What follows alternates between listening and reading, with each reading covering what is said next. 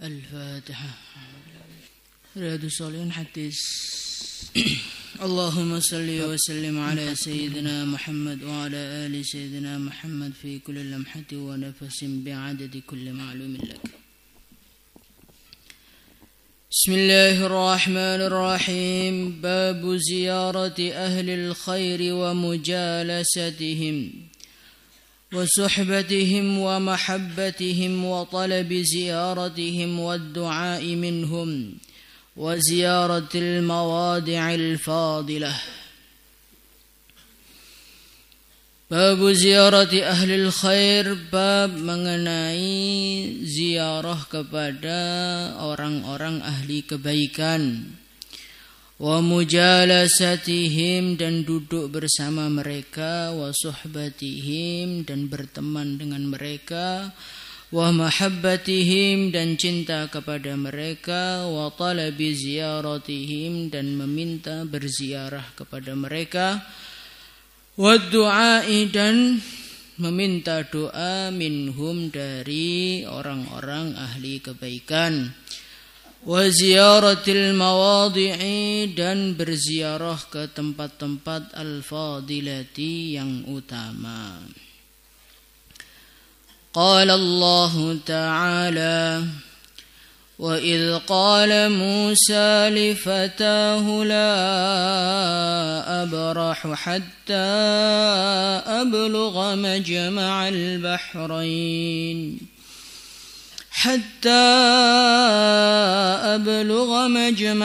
bahrain aw amdiya hukuba.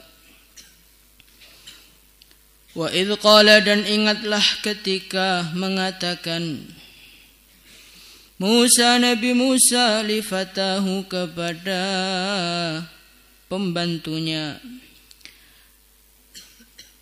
Fatan itu biasanya digunakan istilah untuk orang-orang yang khidmat kepada gurunya.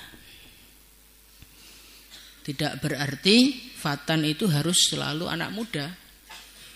Walaupun dia sudah berumur, walaupun dia sudah tua, tetapi ketika posisi dia ini sebagai orang yang khidmat kepada masyayikh, maka dia dijuluki sebagai fata. Kenapa dijuluki sebagai fata? Karena fatan itu bahasa halusnya dari seorang budak.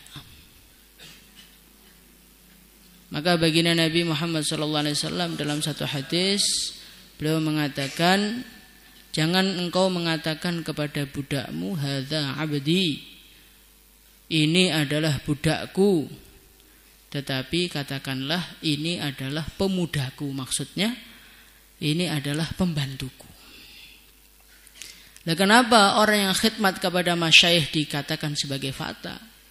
Karena mereka ini saking pengennya mendapat barokah dari gurunya, sampai mereka memposisikan dirinya seakan-akan seperti seorang budak. Itulah orang-orang terdahulu. La abrahu, aku tidak akan berhenti untuk mencari Nabi Khadir hatta ablugha, sehingga aku sampai majma'al bahraini, pertemuan dua lautan, au amdiya hukuba, atau aku harus berjalan terus sampai 80 tahun. Ini ayat ini bercerita mengenai suatu kejadian yang pernah terjadi zaman Nabi Musa alaihi salatu wassalam. Ketika Allah Subhanahu wa ta'ala menyelamatkan Nabi Musa dan menyelamatkan Bani Israel dari kejaran Fir'aun, maka Nabi Musa alaihi salatu wassalam, beliau mengumpulkan Bani Israel dan beliau berkhutbah di hadapan mereka. Beliau menyampaikan agama di hadapan mereka, bayan di hadapan mereka. Bayannya begitu dahsyat, bayannya begitu mengesan, ke dalam hati mereka. Saking takjubnya Bani Israel, saking terkesimanya Bani Israel dengan apa yang dikatakan Nabi Musa, sampai mereka mengatakan, "Hei Nabi Musa, siapa di dunia ini yang paling alim Nabi Musa? Kami menyangka engkau ini betul-betul hebat. Ada enggak orang yang lebih alim daripada engkau? Yang paling alim itu siapa?" Faqala Musa, "Ana." Maka Nabi Musa alaihissalatu wassalam beliau mengatakan, yang paling alim di dunia itu saya. Dan beliau tidak salah. Karena memang pada kenyataannya yang paling alim pada saat itu ya Nabi Musa itu di dunia ini. Tetapi Allah Subhanahu wa taala saking cintanya, saking dekatnya kepada kekasihnya yaitu Nabi Musa alaihi salatu wassalam, maka Allah menegur Nabi Musa. Jadi orang itu semakin banyak ditegur itu artinya semakin dekat dan semakin cinta. Maka seorang santri jangan pernah bosan-bosan dimarahi gurunya. Ketika seorang santri ini bosan dimarahi gurunya, ini adalah satu tanda bahaya. Nabi Musa alaihi salatu wassalam, beliau ditegur oleh Allah bukan karena mengaku sebagai paling pinter, tetapi karena beliau tidak mengembalikan ilmu kepada Allah. Itu bukan satu kesalahan sebetulnya, tapi karena saking tingginya derajatnya Nabi Musa dan saking dekatnya kepada Allah, maka Allah tegur Nabi Musa, "Hei Musa, aku punya hamba yang dia punya ilmu yang tidak kamu miliki." Maka santri itu kalau sering dimarahi gurunya itu malah harus syukur. Insyaallah ya. Yang perlu kita khawatirkan tuh kalau guru itu malah ikram terus kepada kita. "Ustaz, Pak Yai, saya izin pulang." "Oh nggih, monggo pulang yang lama juga boleh." Itu artinya kiai sudah mulai bosan melihat wajah kita. Kalau kita mau izin pulang, diizinkan cuma sebentar, atau malah Ramadan kemarin nggak diizinkan sama sekali. Mungkin banyak di antara kalian yang sedang kangen-kangennya dengan rumah sekarang. Maka sebetulnya itu adalah tanda bentuk cintanya guru-guru kita kepada kita. Beliau tidak ingin engkau pergi ke tempat-tempat yang tidak diridhai oleh Allah, melihat pemandangan-pemandangan yang tidak dicintai oleh Allah. Cukup kitab dan Al-Quran saja yang engkau pandang setiap hari. Maka Nabi Musa alaihi salatu wassalam, ketika beliau mendengar ada orang yang punya ilmu yang tidak beliau miliki, maka beliau mengatakan kepada Allah, "Ya Allah, di manakah hamba yang punya ilmu yang tidak saya miliki itu ya Allah? Di mana tempatnya? Aku pengen berjumpa dengan dia. Aku pengen belajar dengan dia."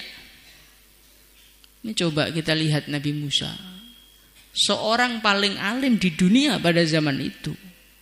Ketika mendengar ada ilmu yang belum beliau tahu, yang dimiliki oleh orang alim, maka beliau langsung pengen ngaji lagi. Coba sekarang kita renungi. Setelah kita ngaji di Al-Fatah setahun, ngaji sore masih di depan, 2 tahun, 3 tahun, tambah mundur, sampai jadi ustadz ngajinya di belakang. Kalau sudah alumni nggak ngaji. Kenapa? Karena dia sudah merasa ilmu saya sudah banyak, sehingga nasihat-nasihat guru saya sudah tidak perlu aku dengarkan lagi. Alangkah jauhnya kita dengan Nabi Musa. Nabi Musa alaihi salatu wassalam, ketika ada ilmu yang belum beliau tahu, maka beliau mengatakan, "Ya Allah, di mana tempatnya orang itu?" Maka Allah Subhanahu wa taala memberitahu, "Hai Musa, tempat dia di Majma'al Bahrain." pertemuan dua laut, laut tawar dan laut asin. Disitulah engkau akan mendapatkan Nabi Khadir. Ketika Nabi Musa alaihi salatu wassalam sudah diberitahu lokasinya oleh Allah, maka Nabi Musa mengatakan, wa idh qala Musa li fatahu la abrahu hatta ablugha majma'al bahrain. Beliau mengatakan kepada pembantunya, kepada orang khidmatnya, la abrahu, sungguh aku tidak akan berhenti mencari Nabi Khadir. Hatta ablugha majma'al bahrain, sehingga aku sampai pertemuan dua lautan, au amdiya hukuba, walaupun aku harus berjalan sampai 80 tahun. Apapun yang terjadi, enggak ketemu, enggak pulang saya. Itulah tekadnya seorang ahli ilmu. Sekarang bagaimana tekad kita? Kita sekarang sudah ngaji di Al-Fatah, sudah punya tekad apa belum?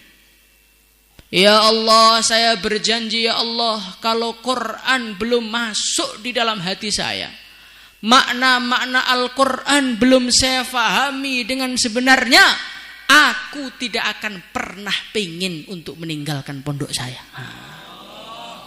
Walaupun semua mertua telah menawari saya, walaupun tawaran datang dari mana-mana, kalau saya belum alim gak akan pulang. Pernah begitu? Kita ini yang salah itu yang ditarget waktunya.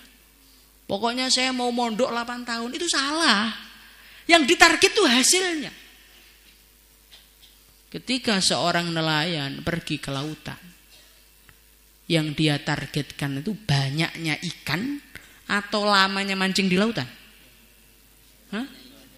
Walaupun dia di lautan 100 tahun, dia duduk manis, ngopi, rokok, main game, nggak ada sinyal di sana ya. Terus, oh saya sudah 100 tahun, berarti saya sudah berhasil sebagai seorang nelayan yang sukses. Ini adalah satu kefahaman yang bodoh. Begitu juga terkadangan kita ini sebagai santri, kita ini hanya terpaku dengan ijazah dan wisuda saja. Pokoknya 10 tahun wisuda berarti sudah alim, sudah sukses, ahli surga. Semoga saja. Bukan itu target kita. Yang kita targetkan itu bisa mendekat kepada Allah. Yang kita targetkan itu bisa cinta kepada Rasulullah SAW, bisa makrifat kepada Allah. Itulah target kita. Wa idh qala Musa li fatahu la abrahu hatta ablugha majma'al bahrain. Ini Nabi Musa ngajarkan kepada kita bagaimana kita ini jadi manusia-manusia yang punya tekad di atas rata-rata manusia. Insyaallah. Jangan jadi manusia-manusia yang lemah. Orang nekat, orang dadi. Orang tuh nggak nekat nggak jadi. Pedagang nggak nekat nggak jadi. Saya ini Pak, kalau mau dagang malu nawarkan barang saya. Nanti kalau saya dibilang nggak punya duit tuh ternyata kamu dagang itu. Saya itu nggak siap Pak kalau dagang. Terus harus nunggu toko berjam-jam, nggak ngapa-ngapain, nggak siap Pak. Orang yang nggak punya tekad, dia tidak akan menjadi orang hebat. Semua orang hebat adalah orang-orang yang punya tekad. Maka jangan hanya menjadi seorang santri, tapi jadilah santri yang punya tekad sehingga menjadi santri yang hebat, insyaallah. Falamma balagha majma'a bainihima nasiya hutahuma fattakhadha sabilahu fil bahri saraba فلما جاوزا قال لفتاه آتنا غداءنا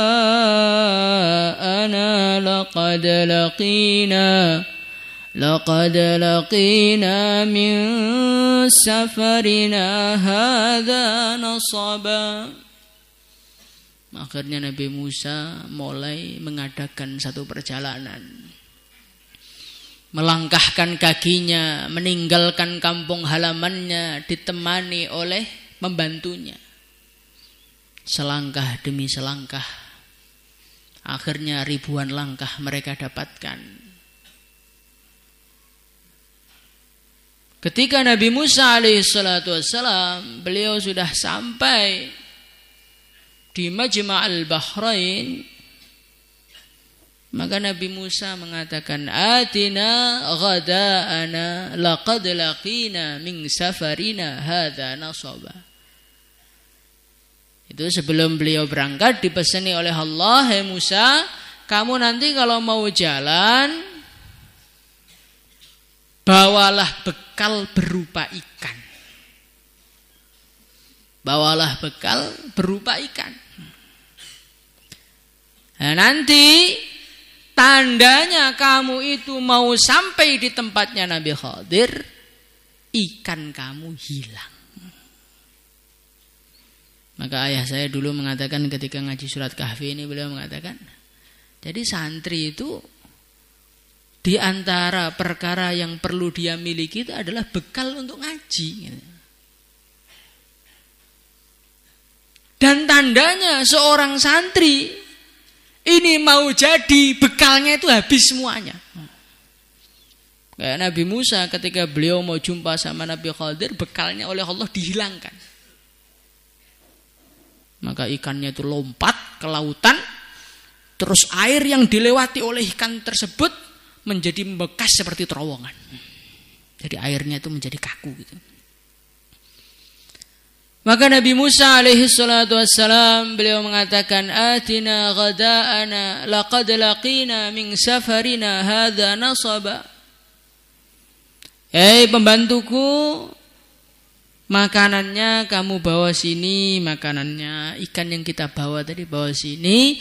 Laqad laqina min safarina hadza nasaba. Sungguh aku telah merasakan kecapean dari perjalanan ini.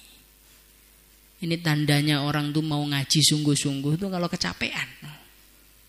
Maka santri kalau dia itu jalan sudah hampir miring-miring mau jatuh, kayak lelah betul. Lah ini berarti santri betulan. Santri kok masih bisa ngobrol, seger, sehat, nggak ngaji itu berarti. Itu berarti di pondok bangun tidur makan, bangun tidur makan. Laqad laqina min safarina hadza nasaba. Tandanya orang itu sungguh-sungguh tuh kalau dia merasakan satu kecapean yang luar biasa. Maka pemudanya mengatakan, qala ara'aita idh awayna ila as-sakhrati fa inni nasitul hut wa ma ansanihu illa asy-syaitanu an adhkurah wattakhadha sabilahu fil bahri ajaba. Maka pembantunya tadi mengatakan, hai Nabi Musa, aku melihat ikan tadi itu lompat. Di tengah perjalanan itu ikan itu tiba-tiba hidup lagi, ikannya itu sudah matang. Tiba-tiba hidup lagi, lompat.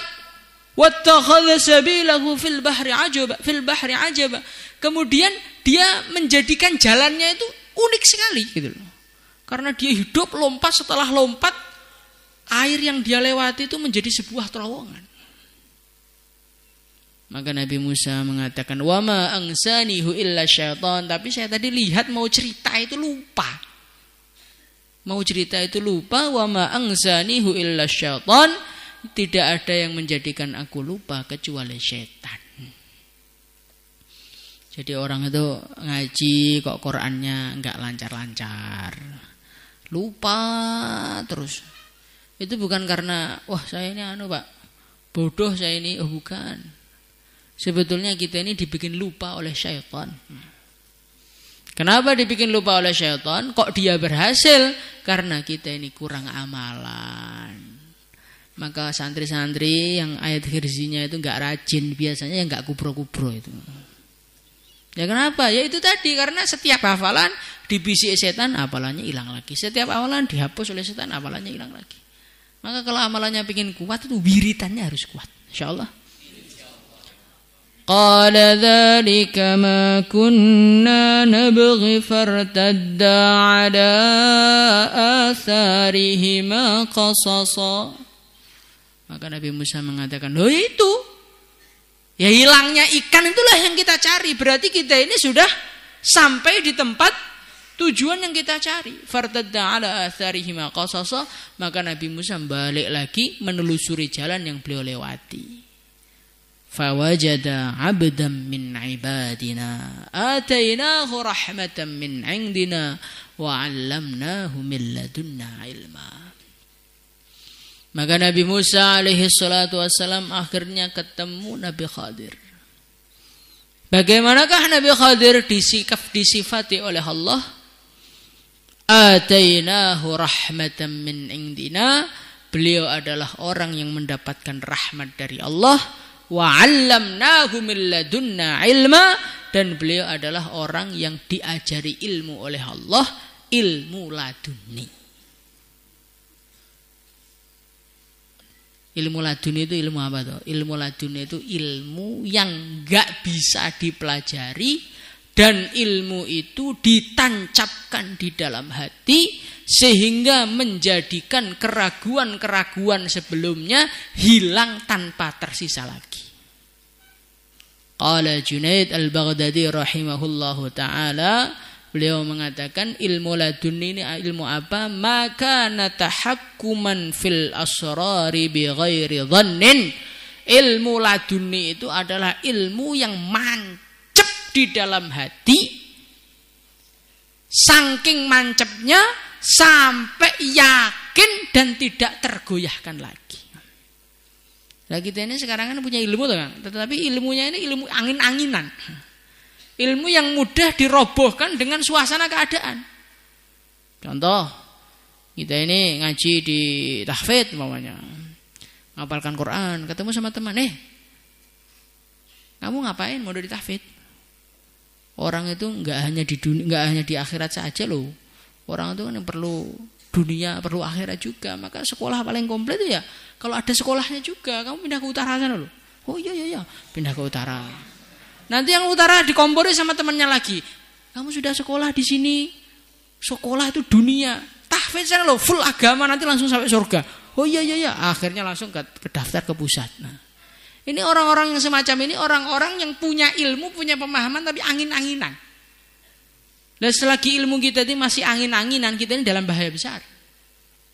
Karena dalam kehidupan kita ini akan berjumpa dengan berbagai macam manusia yang punya pendapat masing-masing, yang punya pikiran masing-masing, yang punya selera masing-masing. Lah kalau ilmu kamu itu nggak mancep betul, nanti sampai pasar ilmunya ganti hijau, nanti ke Manesrejo jadi merah, nanti ke Madiun jadi putih, nanti ke timur jadi hitam, nanti ke timur lagi jadi hilang malah.